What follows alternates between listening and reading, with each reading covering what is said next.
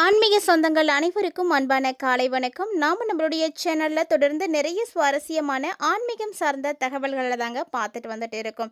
அந்த வரிசையில் இன்றைக்கி என்ன பார்க்க போகிறீங்க அப்படின்னா, பொதுவாக ஒவ்வொரு மாதமுமே கிரக நிலைகளை பொறுத்து தான் அந்த மாதத்திற்கான பலன்களை வந்து நம்ம பார்த்துட்டு இருக்கோம். ஸோ அப்படி தான் ஒரு சிறப்பான ஒரு பதிவாக இந்த பதிவு இருக்க போகுது. ஆமாங்க, ஆண்டினுடைய இறுதி மாதம்னு சொல்லக்கூடிய டிசம்பர் மாதம் பிறக்க போகுது. ஸோ பிறக்க இருக்கக்கூடிய டிசம்பர் மாதம் எவ்வளவு மாற்றங்களை ஏற்படுத்தி கொடுக்க போகுது, பல்வேறு விதமான முக்கியமான கிரகங்களுடைய பயிற்சிகள் வேற இருக்குது. ஸோ அதன் மூலமாக மங்களகரமான யோகங்களும் கூட இந்த மாதத்தில் உருவாக போகுது. ஸோ யார் யாருக்கு என்னென்ன விஷயங்கள் எல்லாம் நடக்க போகுது, எப்படி இருக்க போகுது அப்படின்றத பற்றி தான் தொடர்ச்சியாக நம்ம பார்க்க போகிறோம். அந்த வரிசையில் இந்த பதிவில் மேசராசி என்பர்களுக்கு எப்படி இருக்குது அப்படிங்கிறத பற்றி தாங்க தெளிவாக பார்த்து தெரிஞ்சுக்க போகிறீங்க. வீடியோக்குள்ளே போகிறதுக்கு முன்னாடி நீங்கள் இன்னும் நம்ம சேனலை சப்ஸ்கிரைப் பண்ணாமல் இருக்கீங்க அப்படின்னா மறக்காமல் சேனலை சப்ஸ்கிரைப் பண்ணிக்கோங்க. கூடவே பக்கத்தில் இருக்கிற பெல் சிம்பிளையும் கிளிக் பண்ணிக்கோங்க. அப்போ தான் நாங்கள் போடக்கூடிய வீடியோக்கள் எல்லாமே உங்களுக்கு நோட்டிஃபிகேஷனாக உடனுக்குடன் வந்தடையும். நீங்களும் பார்த்து பயன்பெறலாம். வாங்க வீடியோக்குள்ளே போகலாம். மேசராசி ராசி மண்டலத்தில் முதலாவதாக இருக்கக்கூடிய ராசி மேசராசி என்பவர்களே, உங்களுக்கு புதிதாக பிறக்க இருக்கக்கூடிய டிசம்பர் மாதம் எப்படி இருக்குது? புதுமையான ஒரு தொடக்கமாக இருக்கும் அப்படின்னு எதிர்பார்க்கலாம். இந்த மாதம் நிறைய வாய்ப்புகளானது உங்களுக்கு வந்து கிடைக்கும். நிறைய விஷயங்கள் உங்களுக்கு நடக்கும். உற்சாகமாக இருப்பீங்க. உற்சாகமாக இருக்கிறதோட மட்டும் இல்லாமல் நிறைய சவால்களும் இருக்கும். ஆனால் அதை ஃபேஸ் பண்ணுறதுக்கு உங்களுக்கு நல்ல ஒரு தைரியம் இருக்கும். சந்தோஷமாக வந்து ஃபேஸ் பண்ணுவீங்க. அதை ஒரு பிரச்சனையாகவே வந்து உங்களுக்கு தோணவே தோணாது. ஸோ அந்த மாதிரியான ஒரு அற்புதமான நேரமாக தான் வரக்கூடிய டிசம்பர் வந்து உங்களுக்கு இருக்க போகுது. பொதுவாக மேசராசி நேயர்களை தேனீக்களோடு ஒப்பிட்டு சொல்லுவாங்க. ஏன்னா அந்த அளவுக்கு அவங்க சுறுசுறுப்பாக இயங்கக்கூடியவர்கள். அதோடு மட்டும் இல்லாமல் நல்ல உழைப்பாளிகள். ஒரு வேளை சொன்னீங்க அப்படின்னா 10 நிமிஷத்துக்குள்ளே அவங்க செஞ்சு முடிச்சுடுவாங்க. இதே மற்ற ராசிக்காரர்கள் வந்து எடுத்துக்கும் பொழுது ஒரு சில ராசிக்காரர்களை வந்து ஒரு அரை மணி நேரம் 1 மணி நேரம் எடுக்கக்கூடிய வேலைகளை இவங்க பார்த்தீங்கன்னா ஒரு 20 நிமிஷத்துலேயே வந்து முடிச்சிருவாங்க. ஏன்னா அந்த அளவுக்கு சுறுசுறுப்பானவங்க. அதே போல் எந்த ஒரு வேலையும் பார்த்து பயந்து போகக்கூடியவங்க இந்த மேசராசி என்பவர்களாக இருக்கவே முடியாதுங்க. ஸோ கடினமான உழைப்பாளிகள். எவ்வளவு தான் வந்து கஷ்டப்பட்டுட்டு இருந்தாலுமே கூட இப்போ கொஞ்சம் சூழ்நிலைகள் உங்களுக்கு ஒரு விதமான மாற்றங்களை கொடுத்துட்டு தான் இருந்திருக்கு. ஏன்னா ஏழரை சனியானது ஆரம்பமாகி இருக்கு. கிட்டத்தட்ட பார்த்தீங்கன்னா ஏழரை சனியானது இப்போது நவம்பர் 28க்கு அப்புறமாவே வக்ர நிவர்த்தி வேற ஆகியிருக்காருங்க. ஸோ இதன் மூலமாக உங்களுக்கு நிறைய விஷயங்கள் வந்து பாதகமாகவும் இருக்கலாம். ஆனால் கடினமான உழைப்புக்கான பலன்கள் கிடைக்கலையே அப்படின்ற ஆதங்கமும் ஏக்கமும் உங்களுடைய மனசில் இருந்துகிட்டே தான் இருக்கும். ஸோ கவலைப்படாதீங்க. இந்த டிசம்பர் உங்களுக்கு ரொம்ப ரொம்ப சிறப்பாக இருக்கும். அதிர்ஷ்டகரமான விஷயங்கள்லாம் நடக்கும். நீங்கள் எதிர்பார்க்காத விஷயங்கள் அப்படின்னு நிறைய விஷயங்கள் வந்து நடக்க போகுது. சொல்லப்போனால் யாரெல்லாம் வந்து நல்ல கஷ்டப்பட்டு வேலை செய்யக்கூடியவங்களாக இருக்கீங்களோ அவங்க எல்லாருமே நல்ல பலன்களை அடைய போகிறீங்க. பணியிடத்தில் உங்க கூட வேலை செய்யக்கூடியவங்களுடைய முழுமையான ஆதரவு ஒத்துழைப்பெல்லாம் கிடைக்கும். ஸோ அதனால் பார்த்தீங்கன்னா ஒரு சில நேரங்களில் உங்களுக்கு அவங்க வந்து ஹெல்ப்ஃபுல்லாக இருப்பாங்க. அதன் மூலமாக உங்களால் வேலையும் சீக்கிரமாக செய்ய முடியும்.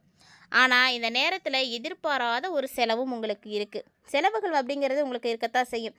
ஏன்னா ஆல்ரெடி சனி பார்த்தீங்கன்னா விரைய சனியை தான் இருக்கிறாரு. ஸோ செலவுகளை வந்து கொடுக்கத்தான் செய்வார். அந்த மாதிரி எதிர்பாராத செலவுகளை நீங்கள் சந்திக்கிற மாதிரி இருக்கும்.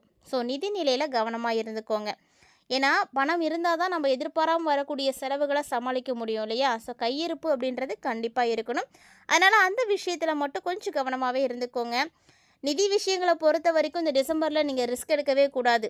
பார்த்துக்கலாம், எல்லாம் செய்துக்கலாம் அப்படின்ற மாதிரி அசால்ட்டாக மட்டும் இருந்துடாதீங்க. அப்புறம் கடைசி நேரத்தில் வந்து சமாளிக்க முடியாமல் போயிடும். ஒரு சில நேரங்களில் குடும்ப வாழ்க்கையில் நிறைய பிரச்சனைகள் எல்லாம் நடந்துகிட்டு இருக்கும். என்னடா ஒரு குடும்ப வாழ்க்கை அப்படின்ற மாதிரி கவலையில் இருந்திருப்பீங்க. இப்போ பார்த்தீங்கன்னா ஒரு குடும்ப வாழ்க்கையும் சந்தோஷமாக மாறும்.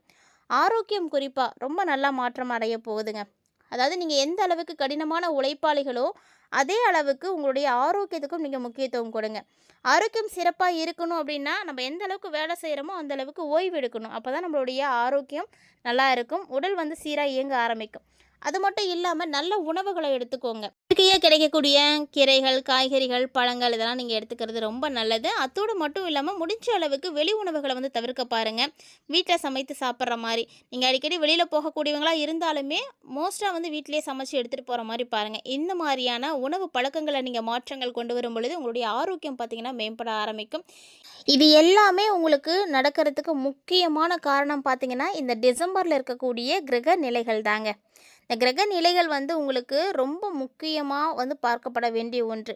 டிசம்பர் மாதம் பிறக்கிறதுக்கு முன்னாடியே சனி பகவான் வக்ர பயிற்சி காலம் வந்து நிறைவடைந்து நேரடியாக வந்து போக ஆரம்பிச்சிடுவார்.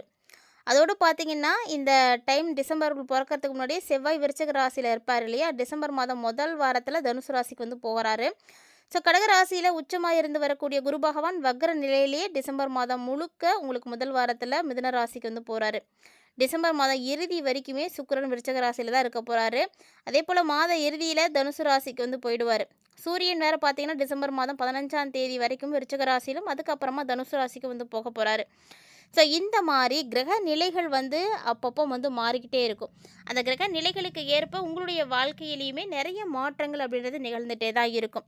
ஸோ மேசராசி நேயர்களுக்கெல்லாம் பார்த்தீங்கன்னா, முன்னாடி சொல்லிட்டு இருந்த மாரியே தான். கடந்த காலங்கள விட இந்த மாதம் பார்த்தீங்கன்னா, கிரகங்களுடைய சஞ்சாரம் ஒரு சில நேரத்தில உங்களுக்கு செலவுகள கண்டிப்பா வந்து கொடுக்கும். அந்த வீண் செலவு அப்படின்றது, எதிர்பாராத செலவு அப்படின்றதெல்லாம் ஏற்படுத்த தான் செய்யும். அதனால கண்டிப்பா நீங்க வந்து கவனமா இருங்க. முயற்சிகளுக்கான பலன் கிடைக்கும். ஆனா, உடனே வந்து கிடைக்காதுங்க. கொஞ்சம் வந்து அதுக்காக நீங்க வெயிட் பண்ற மாரி தான் இருக்கும். ஸோ நம்ம இவ்ளோ கஷ்டப்படுறோம், நம்ம அதுக்கான பலன் வந்து அந்த டைம்ல கிடைக்கலையே அப்படின்னு நீங்க கவலைப்படலாம். ஆனா, அதுக்குரிய நல்ல ஒரு பலன நீங்க சரியான நேரத்தில வந்து அடைவீங்க. கொஞ்சம் தாமதமா கிடைக்கும் அவ்வளோதான். ஸோ முயற்சிகளுக்கு ஏற்ற பலன்கள் வந்து கிடைக்கிறதுக்கான ஒரு நேரம் தான். அதனால கவலைப்பட தேவையில்ல. மேலும் மேசராசி நேயர்களுக்கு அதிர்ஷ்டமும் கூட இந்த டைம்ல வந்து கிடைக்க போகுது அப்படின்னு தான் சொல்லணும். இந்த டிசம்பர் மாதம் 1ஆம் தேதிக்கு அப்புறமா மேசராசிக்கு அதிர்ஷ்டத்தை தரக்கூடிய வகையில் 9வது வீட்டில் பெரும்பான்மையான கிரகங்கள் வந்து இருக்க போகிறாங்க. ஸோ அதனால் டிசம்பர் மாதம் பார்த்தீங்கன்னா ரொம்ப ரொம்ப சிறப்பாக இருக்கும். எதெல்லாம் நீங்கள் வந்து பிரச்சனையோ அப்படின்னு நினச்சிக்கிட்டு இருந்தீங்களோ அது எல்லாமே இப்போ உங்களுக்கு சாதகமாக வந்து மாறப்போகுதுங்க. நீங்கள் எந்த விஷயத்த வேணாலும் சரி, எனக்கு இது வந்து சரிப்படாது, எனக்கு இது எல்லாமே பிரச்சனை தான் அப்படின்னு நீங்கள் எதை சொல்லிட்டு இருந்தீங்களோ அது எல்லாமே இப்போ உங்களுக்கு சாதகமாக மாறிடும். அதனால் ஓரளவுக்கு நீங்கள் வந்து சமாளிச்சுக்கலாம். பெருசாக பிரச்சனை பாதிப்பு அப்படின்லாம் ஒன்றும் இருக்காது. முழுமையாக பார்த்தீங்கன்னா இந்த காலகட்டங்களில் கடன்களை அடைக்கிறதுக்கான வாய்ப்புகள் கிடைக்கும். கடனை அடைக்கணும் அப்படின்னா உங்களுக்கு நல்ல வேலை கிடைக்கணும், நல்ல வருமானம் கிடைக்கணும். ஸோ அதெல்லாமே வந்து இப்போ இருக்குது. அதனால் நீங்கள் கடன்களை கண்டிப்பாக அடைப்பீங்க, வாய்ப்பு இருக்குது. உடல் ஆரோக்கியத்தில் இருந்தால் மந்த நிலைகள் எல்லாம் மாறி சுறுசுறுப்பாக வந்து செயல்பட போகிறீங்க. ஸோ வீணாக ஏற்படக்கூடிய செலவுகளை மட்டும் தயவு செஞ்சு கட்டுப்படுத்திக்கோங்க. இது பார்த்தீங்கன்னா நீங்கள் நினைத்தா மட்டும்தான் வந்து நடக்கும். இது மற்றவங்களால் வந்து சரி பண்ணக்கூடிய விஷயமும் கிடையாது. ஸோ ஒவ்வொரு மேசராசி அன்பர்களுமே வரக்கூடிய இந்த டிசம்பர் மாதம் 1ஆம் தேதிக்கு அப்புறமா இது மாதிரியான மாற்றங்களை எல்லாம் சரி பண்ணுங்க. எல்லா வகையிலுமே உங்களுக்கு மாற்றங்கள் நடக்க தான் போகுது.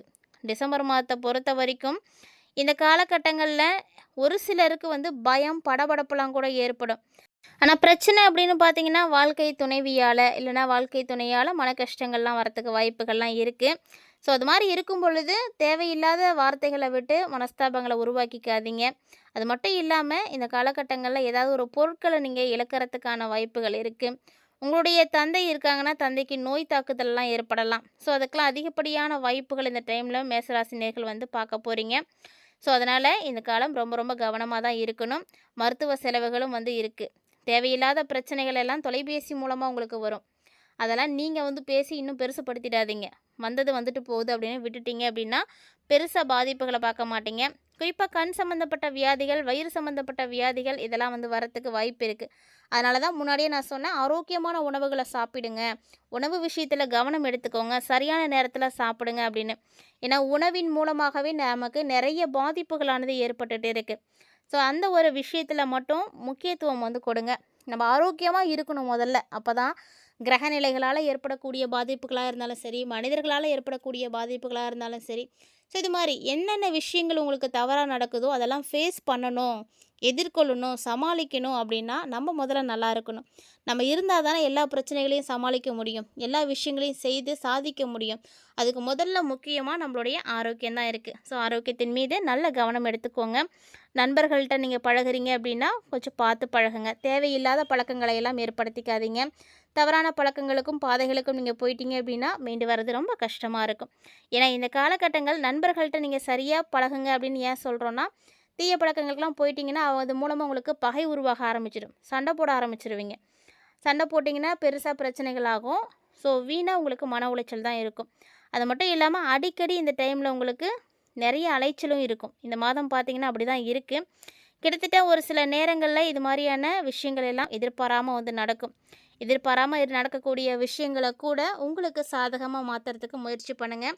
மேசராசி என்பவர்களால் கட்டாயமாக இந்த விஷயங்களை எல்லாத்தையுமே செயல்படுத்தவும் முடியும். ஸோ இந்த பதிவில் நீங்கள் நிறைய தகவல்களை கண்டிப்பாக பார்த்துருப்பீங்கன்னு நினைக்கிறேன். வரக்கூடிய டிசம்பர் 1க்கு பிறகு மேசராசி நேயர்களுக்கு நடக்கக்கூடிய எதிர்பாராத சம்பவங்கள்லாம் என்னென்ன அப்படின்றதெல்லாம் பார்த்து தெரிஞ்சுட்டு இருப்பீங்க. வீடியோ உங்களுக்கு பிடிச்சிருந்ததுன்னா லைக் பண்ணுங்கள், ஷேர் பண்ணுங்கள், மறக்காமல் கமெண்ட் பண்ணுங்கள்.